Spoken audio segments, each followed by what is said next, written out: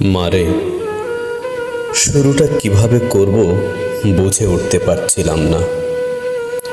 যেদিন তুই তোর মায়ের অস্তিত্ব ছেড়ে ভূমিষ্ঠ হয়েছিলি, সেদিন থেকে তোকে মা বলে ডাকতে শুরু করলাম।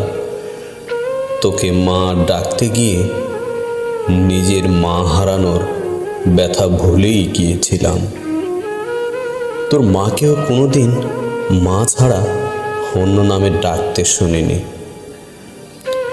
বিদ্যালয়ে প্রথম দিন শিক্ষক যেদিন তোর নাম জিজ্ঞেস করেছিলেন, তোকে মা বলে ডাকতে ডাকতে তোর ডাক নামটাও ভুলে গিয়েছিলাম।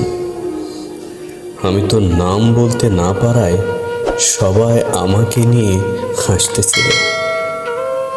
তাই চিঠির উপরে তোর নামের জায়গায় মা লিখেছি।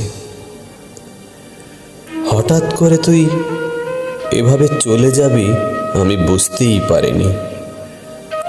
ছেলেটা যেদিন বাইরে ব্যাগ হাতে তোর জন্য অপেক্ষা করছিল, কখন তুই দরজা খুলে বাইরে বের হয়ে আসবি, আর আমি তখন ভেতরে বসে আল্লাহর কাছে প্রার্থনা করছিলাম, আর কতটা ভালোবাসতে পারলে তুই আমাকে ছেড়ে চলে যাবি না। তোর ঘরে বসে ভাবছিলি আজ যেতে না পারলে ছেলেটার কাছে তুই ছোট হয়ে যাবি, আর আমি ভাবছিলাম তুই চলে গেলে সমস্ত পিতৃজাতির কাছে আমি কি করে মুখ দেখাবো। জানিস মা, তুই তোর 3 বছরের